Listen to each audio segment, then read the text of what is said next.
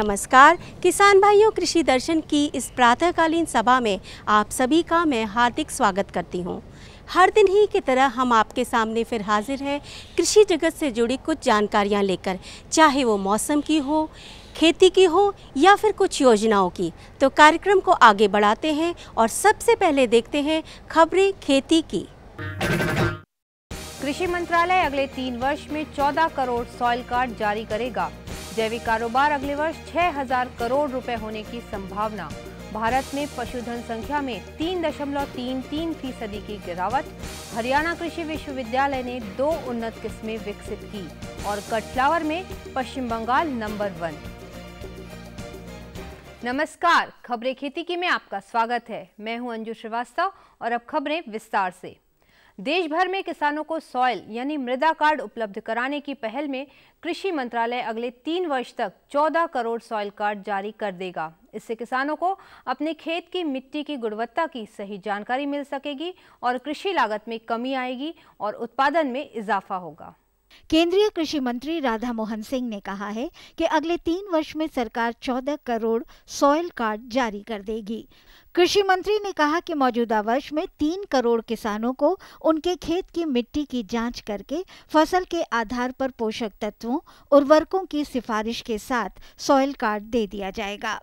उसके बाद अगले 2 वर्ष तक प्रत्येक वर्ष 5.5 करोड़ सॉइल कार्ड जारी किए जाएंगे। केंद्रीय कृषि मंत्री राधा मोहन सिंह ने कहा कि मौजूदा वर्ष में ही 100 मोबाइल मृदा जांच प्रयोगशालाएं उपलब्ध करा दी जाएंगी, जिससे किसानों के खेत पर जाकर मिट्टी की जांच संभव हो पाएगी। इससे किसानों को अपने खेत की मिट्टी में किन पोषक तत्वों की कमी है ये पता चल सकेगा। साथ ही कितनी मात्रा में कौन सी उर्वरक डालनी है ये जानकारी मिलने से किसान उचित मात्रा में खाद का उपयोग करेगा, जिससे लागत में भी कमी आएगी और फसल उत्पादन भी बढ़ेगा।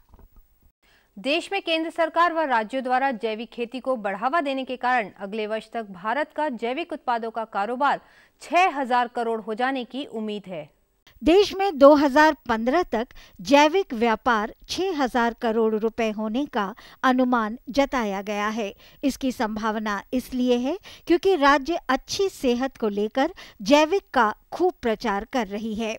केरल राज्य अगले कुछ वर्ष में अपने एक जिले को पूर्णतः जैविक घोषित करने जा रहा है। देश में सन 2003 में जैविक खेती 42,000 हेक्टेयर पर की जाती थी। 2012 में ये आंकड़ा 5.3 लाख हेक्टेयर तक हो गया है।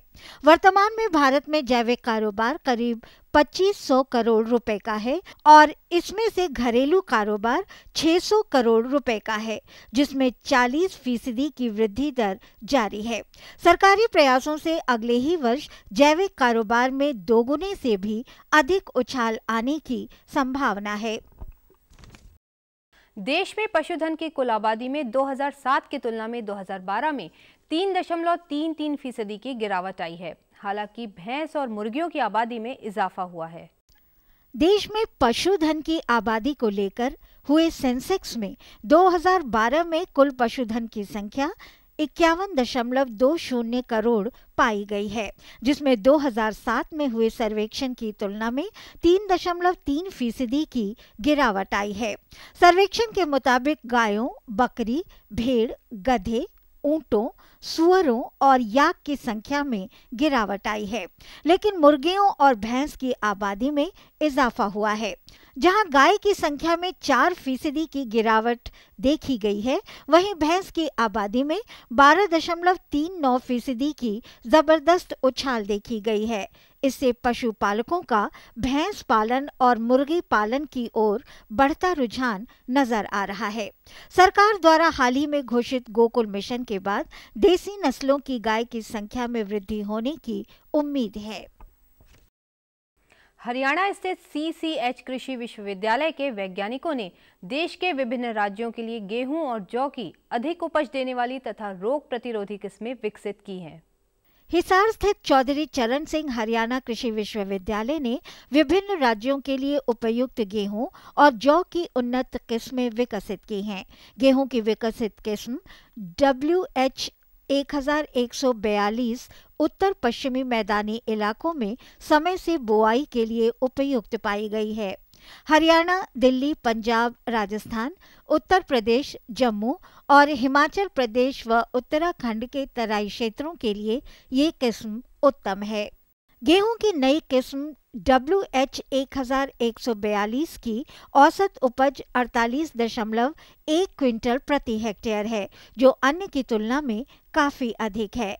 इसके अलावा यह किस्म गेहूं के पीला रतुआ रोग के लिए सहनशील है और इसमें प्रोटीन और अन्य पोषक तत्वों की मात्रा भी काफी अधिक है। जौ की किस्म BH 959.50 क्विंटल प्रति हेक्टेयर उपज देती है और इसमें झुलसा रोग प्रतिरोधिता है। देश में कट फ्लावर का कारोबार तेजी से बढ़ रहा है और इसमें सबसे अधिक बढ़ोतरी पश्चिम बंगाल में देखी जा रही है, जो कट फूलों के उत्पादन में अग्रणी राज्य बना हुआ है। पश्चिम बंगाल कट फ्लावर की खेती में 250 करोड़ के कारोबार के साथ शीर्ष पर है। सन 2007 से 8 और 2011 से 12 के दौरान राज्य में कट फूलों की वार्षिक वृद्धि दर 597% की रही है, जो देश के किसी भी राज्य से सबसे अधिक है। भारत में कट फूलों का कारोबार करीब 740 करोड़ रुपए का है और इसमें 14% की वार्षिक वृद्धि देखी जा रही है। कट फूलों की मांग त्योहारों, शादियों और अन्य विशेष कार्यक्रमों में रहती है। किसानों की कट फूलों की खेती करने से आम खाद्यान्न फसलों की तुलना में 10 से 20 गुना तक लाभ होता है।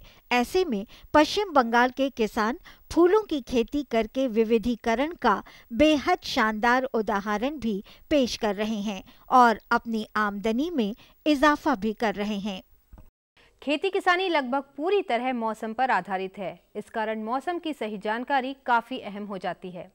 मौसम की सही जानकारी होने से किसान भाइयों, आप अच्छा उत्पादन लेने में कामयाब होंगे और इससे आपकी आमदनी भी बढ़ेगी। तो आइए अब लेते हैं मौसम की जानकारी।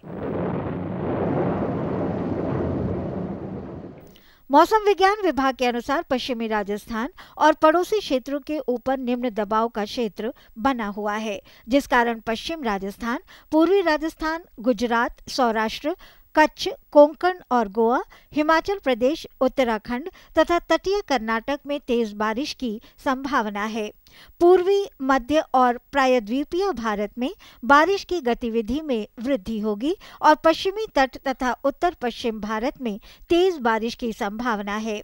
किसान भाइयों के लिए सलाह है कि इस समय फसलों और सब्जियों में दीमक का प्रकोप होने की संभावना रहती है, अतः किसान भाई फसल की निगरानी करते रहें और यदि प्रकोप दिखाई दे तो क्लोरपाइरीफॉस 20 EC 40 मिलीलीटर प्रति लीटर पानी में मिलाकर छिड़काव करें। की खबरों में आज बस इतना ही। कृषि दर्शन कार्यक्रम में और अधिक रोचक और ज्ञानवर्धक जानकारियों के लिए देखते रहिए कृषि दर्शन। ये लो और बताओ। बस। अरे ये क्या भैया जी, बस इतनी सी रासायनिक खाद? किसानी छोड़ रहे हो क्या? किसानी नहीं, नादानी छोड़ रहे हैं। मिट्टी की जांच कराई है।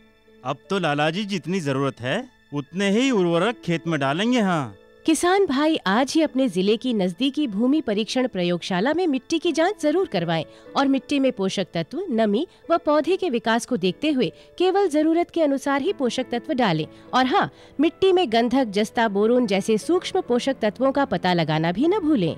उर्वरक और जैविक खाद के सही उपयोग से भूमि का उपजाऊपन बनाए रखें, उत्पादकता बढ़ाएं, खर्चा घटाएं और बहुमूल्य विदेशी मुद्रा बचाने में भी सहयोग दें। और हाँ, धीमी गति से नाइट्रोजन उपलब्ध कराने वाले उर्वरकों जैसे नीम लेपित यूरिया को प्राथमिकता दें और यूरिया का पत्तों पर छिड़काव करें। अरे वाह, तू तो सचमुच समझदार हो गया रे। अधिक जानकारी के लिए संपर्क करें जिला कृषि अधिकारी या किसान कॉल सेंटर। किसान भाइयों, जैसा कि आप जानते हैं, धान खरीफ मौसम की प्रमुख फसल है। इसका उत्पादन कश्मीर से कन्याकुमारी तक और अरुणाचल प्रदेश से गुजरात तक सर्वाधिक किया जाता है। इस फसल में कीट प्रबंधन का विशेष महत्व है, क्योंकि इस समय कीटों का प्रकोप बहुत अधिक होता है और कई बार पूरी की पूरी फसल चौपट हो जाती है। धान की विभिन्न अवस्थाओं में अलग अलग कीटों का प्रकोप होता है। ये कौन कौन से कीट हैं, ये क्या क्या नुकसान पहुंचा सकते हैं, इनकी पहचान और रोकथाम कैसे करें, आइए जानते हैं कार्यक्रम के इस भाग में।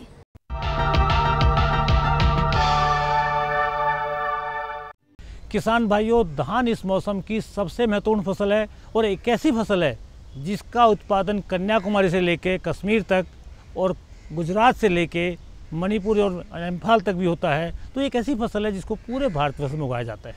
और धान की फसल ऐसी फसल है जिसमें किसान बहुत मेहनत करता है, अच्छी किस्म का बीज का प्रयोग करता है, खाद डालता है, दवाइयाँ डालता है, सब कुछ करता है। लेकिन कई बार कीट का नुकसान इतना हो जाता है कि किसान को कुछ नहीं मिल पाता है। तो इस समय जो हमारी फसल लगी हुई है वो विभिन्न अवस्थाओं में है। इस समय कौन कौन से कीड़े इस फसल को नुकसान पहुंचा सकते हैं, उनका प्रबंधन किस प्रकार से किया जा सकता है, उनकी पहचान क्या है, आइए इन सब बातों की जानकारी लेते हैं डॉक्टर सुभाष चंद्रा जी से। डॉक्टर साहब का कार्यक्रम में बहुत बहुत स्वागत है। और जैसा कि आप जानते हैं, धान इस मौसम की प्रमुख फसल है और हमारी जो फसल है वो कई अवस्थाओं में है। कहीं पे ये लगी हुई अभी रुपाई हुई है, कहीं पे इसमें बाली आने की अवस्था है। तो इन विभिन्न अवस्थाओं में कौन कौन से कीट धान की फसल में नुकसान पहुंचा सकते हैं, उनकी क्या पहचान है और किसान भाई उनका प्रबंधन किस प्रकार से करें। धान की फसल इस समय पर विभिन्न अवस्थाओं में है। तो किसी फसल में बाली आनी शुरू हो गई है, किसी फसल में बाली अभी नहीं आई है और जो पछेती फसल लगाई है उसमें लगभग 1 महीने के बाद बाली आएगी। जो पछेती फसल है उसमें इस समय पत्ती लपेटक का प्रकोप शुरू हो गया है। पत्ती लपेटक जो है वो पत्तियों को प्रकोपित करता है और उनके पत्तों के दोनों सिरों को सीलकर उनके हरे पदार्थ को खा जाता है। अधिक प्रकोप की अवस्था में जो पत्तियां दूर से सफ़ेद नज़र आती हैं, तो इसकी रोकथाम के लिए किसान भाई जो है कार्टेप दानेदार दवा का प्रयोग कर सकते हैं, जिसको आप 10 किलो प्रति एकड़ के हिसाब से उसको लगा सकते हैं। इसके लिए किसान भाई ट्राइकोकार्ड का भी प्रयोग कर सकते हैं, जिसके लिए लगभग 50,000 अंडे प्रति एकड़ के हिसाब से प्रयोग करते हैं और इनको 5-6 जगह पर पत्तों से स्टेपल कर देते हैं। उनमें से परजीवी निकलकर जो है पत्ता लपेटा के अंडों को ख़त्म कर देते हैं। इसके अलावा इसके लिए किसान भाइयों को चाहिए कि नत्रजन का खाद का अधिक प्रयोग ना करें और लगातार खेतों को पानी से भरकर ना रखें। डॉक्टर साहब, बहुत से कीड़े ऐसे हैं जो बाली आने के समय नुकसान पहुंचाते हैं। तो बाली आने के समय कौन कौन सा कीट आ लग सकता है, उसकी क्या पहचान है, उसका नियंत्रण किस प्रकार से हमारे किसान भाई करें। बाकी जो फसल अभी जिनमें बाली आने की अवस्था है उनमें भूरा फुदका का प्रकोप हो सकता है, जो एक बहुत ही खतरनाक कीड़ा है। क्योंकि ये कीड़ा 2008 में और 2013 में इसने उत्तरी भारत में काफ़ी नुकसान पहुंचाया है। ये छोटे छोटे कीट होते हैं जिनका रंग भूरा होता है और पौधे के तने पे रहते हैं। ये तने से रस चूस कर उनको सुखा देते हैं और अधिक प्रकोप की अवस्था में पूरा पौधे गिर जाते हैं और उसमें कोई बालियाँ उनमें भरती नहीं। तो किसान भाइयों को चाहिए कि इसकी लगातार निगरानी करते रहें, क्योंकि ये पौधे के तनों पे रहते हैं और किसान भाई जो कीटनाशियों का स्प्रे उनके पत्तों पे कर देते हैं, तो इसलिए उनका वो कीटनाशी का स्प्रे प्रभावी नहीं होता। डॉक्टर सुभाष चंद्रा जी, आपने बिल्कुल सही कहा कि भूरा फुदका एक ऐसा कीट है जो फसल में बहुत नुकसान पहुंचाता है। लेकिन इस कीट का प्रकोप जब होता है तो किसान को पता नहीं लग पाता है, जब नुकसान हो जाता है तब किसान को पता लगता है। और क्योंकि ये कीट निचले हिस्से में लगता है तो दवाई का छिड़काव किस प्रकार से करें जिससे कीट नियंत्रण हो जाए और किसान की लागत भी कम आए और फसल को नुकसान भी कम से कम हो, तो इसके बारे में बताएं। भूरा फुदका जो है पौधे के तने पे रहता है, इसलिए किसान भाई इसको देख नहीं पाते। तो किसान भाइयों को चाहिए कि वो थोड़े थोड़े अंतराल पर 5-6 दिन के अंतराल पर अपने खेत में जाके पौधों के तनों को हिलाएं और फिर उसमें जो ये भूरे फुदके जो हैं पानी पे गिरते हैं और तैरते हुए नज़र आते हैं। तो इस प्रकार अगर उनकी संख्या 4 से 5 फुदका प्रति पौधा हो तो किसान भाइयों को समझ लेना चाहिए कि अब इसके नियंत्रण का समय आ गया है। लेकिन किसान भाइयों को ये भी ध्यान रखना चाहिए कि जो अगर खेत में मकड़ियाँ हैं तो मकड़ियाँ की संख्या अगर ज़्यादा है तो भी वो इन कीड़ों को खाती हैं, तो स्प्रे की ज़रूरत नहीं पड़ती। तो एक तो इसका लगातार निगरानी करते रहना चाहिए। दूसरा ये चाहिए कि जिन खेतों में नत्रजन ज़्यादा पड़ती है उसमें इसका प्रकोप ज़्यादा होता है और जो खेत लगातार पानी से भरे रहते हैं उसमें भी इसका प्रकोप ज़्यादा होता है। तो किसान भाइयों को चाहिए कि वो नत्रजन का बहुत अधिक प्रयोग ना करें और पानी को भी खेतों में पानी सूख रहा हो। इस प्रकार वो इसके कीड़े के प्रकोप को कम कर पाएंगे। और जहाँ तक कीटनाशियों के प्रबंधन का सवाल है तो किसान भाई ये करें कि जब स्प्रे कर रहे हो तो जो स्प्रेयर की जो लेंस है या नोज़ल है उसको पौधों के तनों पे केंद्रित करें ताकि वो कीड़ों तक पहुंच जाए और उनको मार दें, क्योंकि पौधों पे स्प्रे जो है, पत्तों पे स्प्रे जो है ज़्यादा प्रभावी नहीं होता है। डॉक्टर साहब, जो भूरा फुदका जो बीमार कीड़ा लगता है, इसके रोकथाम के लिए कौन सी दवाई का प्रयोग करें और किस सांद्रता में किस समय छिड़काव किया जाए जिससे कि सीधा कीड़े के ऊपर प्रकोप हो, कीड़े का प्रकोप रुके और फसल बच सके?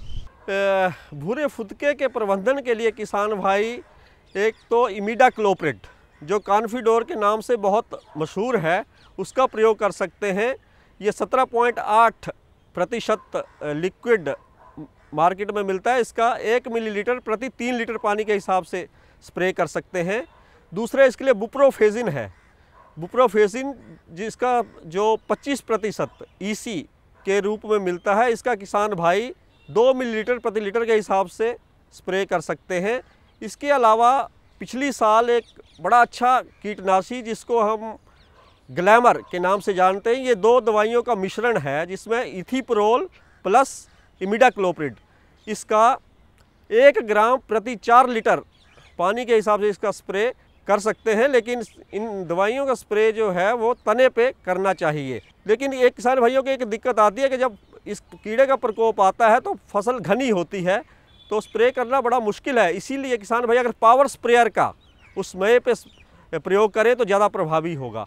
डॉक्टर साहब ने भूरा फुदका के बहुत अच्छा बताया, लेकिन जब फसल में कई बार किसान जाता है तो कुछ पौधे जगह जगह पे सूखे हुए दिखाई देते हैं और जब उनको निकालते निकल जाते हैं, नीचे से गला हुआ हिस्सा दिखाई देता है।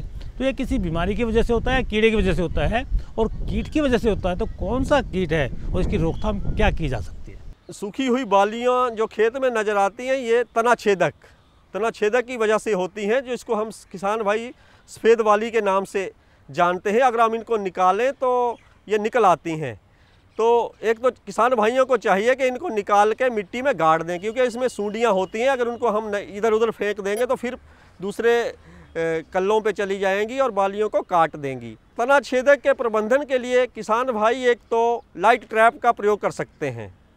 लाइट ट्रैप का प्रयोग सिर्फ तनाछेदक के लिए नहीं है, उसमें दूसरे कीड़े भी आके उसमें आ जाते हैं। तो इससे इसके 2 फ़ायदे हैं। एक तो किसान भाइयों को पता लगता है कि फसल पे कीड़ा आना शुरू हो गया है, और दूसरा ये है कि कीड़ों की संख्या को कम करने में भी मदद करते हैं।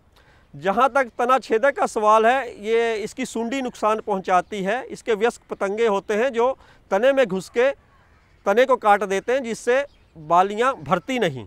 इसके प्रबंधन किसान भाई फिरोमोन ट्रैप का भी प्रयोग कर सकते हैं। इसके लिए फिरोमोन ट्रैप जो प्रभावी है वो स्कर्पोल्योर के नाम से जाना जाता है। अगर इसकी कीट की निगरानी करनी हो तो 2 फिरोमोन ट्रैप प्रति एकड़ लगा सकते हैं। और अगर इसकी मास ट्रैपिंग जिसको कहते हैं समूह में पकड़ने के लिए किसान भाई 1 एकड़ में 8 से 10 फिरोमोन ट्रैप लगा सकते हैं।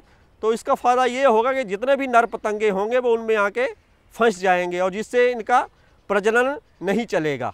दूसरा है कि अगर किसान भाई रुपाई से पहले पौधे की चोटियों को काट कर फेंक दें तो भी इस कीड़े के प्रकोप को कम करने में मदद मिलती है, क्योंकि इस कीड़े के अंडे पौधे की चोटियों पे रहते हैं जो गुच्छों में होते हैं, और उनको चोटियों को काट कर फेंकने से अंडे नष्ट हो जाते हैं और इस कीड़े की संख्या फसल में कम हो जाती है।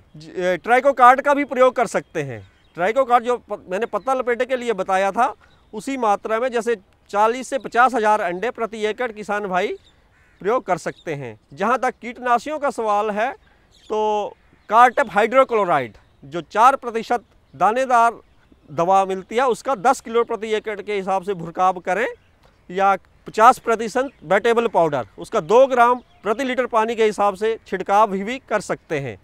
इसके अलावा एसीफेट जो 75% सोलेबल पाउडर के रूप में मिलता है उसका 2 ग्राम प्रति लीटर के हिसाब से स्प्रे कर सकते हैं, या कोराजन जो आजकल बहुत मशहूर है और अन्य फसलों में भी प्रयोग किया जाता है और तनाछेदक और पत्ती भक्षकों के लिए बहुत ही प्रभावी है, उसका भी 1 मिलीलीटर प्रति 3 लीटर के हिसाब से आप स्प्रे कर सकते हैं।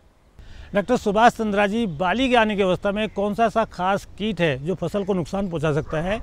इस कीट की क्या पहचान है? उस कीट की रोकथाम के लिए हमारे किसान भाइयों को क्या कुछ करना चाहिए? जिस फसल में बाली आ चुकी है तो एक ही ऐसा कीड़ा है जो सिर्फ बाली आने के बाद फसल को नुकसान करता है। वैसे तो दूसरे कीड़े भी करते हैं, लेकिन वो पहले बाली आने से पहले भी आ सकते हैं। लेकिन गंदी भग जो है सिर्फ बाली आने में, और वो भी दूधिया अवस्था में फसल को नुकसान करता है। ये कीड़ा खेत में बदबू फैलाता है, इसलिए इसको गंदी भग के नाम से जाना जाता है। और इसकी पहचान यही है कि जब खेत से बदबू आने लगे तो समझना चाहिए कि इसमें गंदी भग का प्रकोप हो गया है। ये बग जो हैं वो दानों से रस चूसकर उसमें काले धब्बे बना देते हैं और इससे दाने खाली रह जाते हैं। इसके प्रबंधन के लिए किसान भाई एसीफेट जो 75% के रूप में मिलता है 2 ग्राम प्रति लीटर के हिसाब से स्प्रे कर सकते हैं, या मेलाथियन धूल जो 5% है उसका 10 किलो प्रति एकड़ के हिसाब से भुरकाव कर सकते हैं। डॉक्टर साहब, धान एक ऐसी फसल है जो पूरे भारतवर्ष में उगाई जाती है। जो हमारे पूर्वी भारत के लोग हैं तो वो भी धान की खेती काफ़ी लंबे एरिया में करते हैं, आसाम में करते हैं, मणिपुर में करते हैं, बिहार में करते हैं, वेस्ट बंगाल में करते हैं। तो क्या कोई ख़ास ऐसे कीड़े हैं जो पूर्वी भारत की फसल को नुकसान पहुंचा सकते हैं?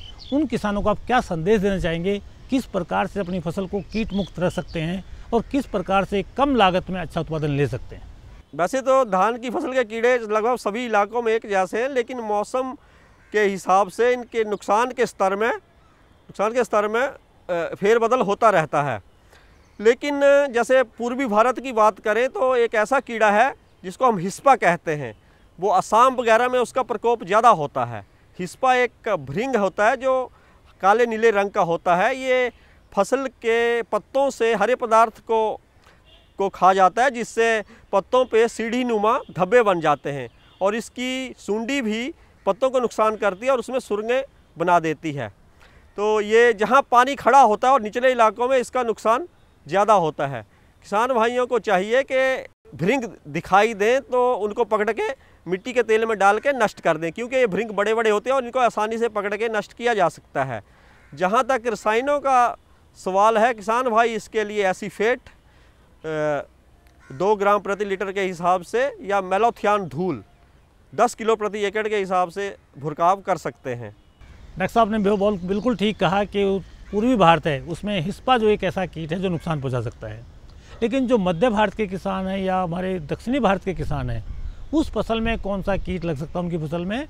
उस कीट की क्या पहचान है और उसकी कीट की रोकथाम के लिए किसानों को क्या प्रबंध करना चाहिए जिससे कि लागत कम आए, प्रबंध पूरा हो जाए और फसल जो कीट के नुकसान से बच जाए? दक्षिणी भारत और मध्य भारत में एक और कीड़ा है जो कि उत्तरी भारत में नहीं आता, जिसको हम गालमीज के नाम से जानते हैं। ये उत्तरी भारत में नहीं पाया जाता, लेकिन दक्षिणी और मध्य भारत में या पूर्वी भारत में पाया जाता है। ये मक्खी होती है, इसका वयस्क मक्खी होता है और इसकी जो सूंडी है वो पत्ते में घुस के जो है पत्ते को एक ट्यूब में बदल देती है, जिसको हम सिल्वर शूट के नाम से जानते हैं। और इसकी रोकथाम के लिए किसान भाई कार्टप हाइड्रोक्लोराइड दानेदार दवा का प्रयोग कर सकते हैं। इसका ज़्यादा प्रकोप जो है फुटाव की अवस्था में ही होता है, बाली आने के बाद इसका प्रभाव नहीं होता है। डॉक्टर सुभाष चंद्रा जी, आपने हमारे किसान भाइयों को बहुत ही अच्छी जानकारी दी। मुझे पूरी उम्मीद है कि हमारे किसान भाइयों ने आपकी बात पूरी ध्यान से सुन ली होगी। मुझे पूरी उम्मीद है कि हमारे किसान भाई आपकी बातों का ध्यान रखते हुए अपनी फसल को कीट से बचाएंगे, अच्छा उत्पादन लेंगे, अच्छा पैसा कमाएंगे। इतनी अच्छी जानकारी देने के लिए आपका बहुत बहुत धन्यवाद।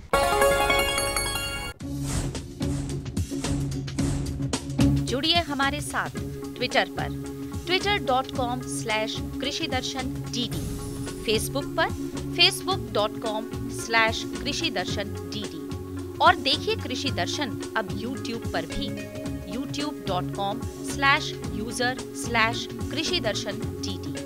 भेजें हमें मेल कृषिदर्शन.dd@gmail.com पर। आपको हमारा कार्यक्रम कृषि दर्शन कैसा लगा? अपने सुझाव, प्रतिक्रियाएं एवं सवाल हमें इस पते पर भेजें। कृषि दर्शन, कमरा नंबर 10, CPC दूरदर्शन, खेलगांव, नई दिल्ली 110049। किसान भाइयों, पता तो आपने हमारा नोट कर ही लिया होगा। आपको हमारा आज का ये कार्यक्रम कैसा लगा? हमें अपने सुझाव और विचार अवश्य लिखिएगा। आप हमें चिट्ठी भी लिख सकते हैं और ईमेल के द्वारा भी संपर्क कर सकते हैं। आज का ये दिन आपके लिए और आपके परिवार के लिए शुभ और मंगलमय हो, इसी कामना के साथ मैं आपसे विदा लेना चाहूँगी। कल प्रातः पुनः नई जानकारियों के साथ आपसे फिर मुलाकात होगी। तब तक के लिए नमस्कार।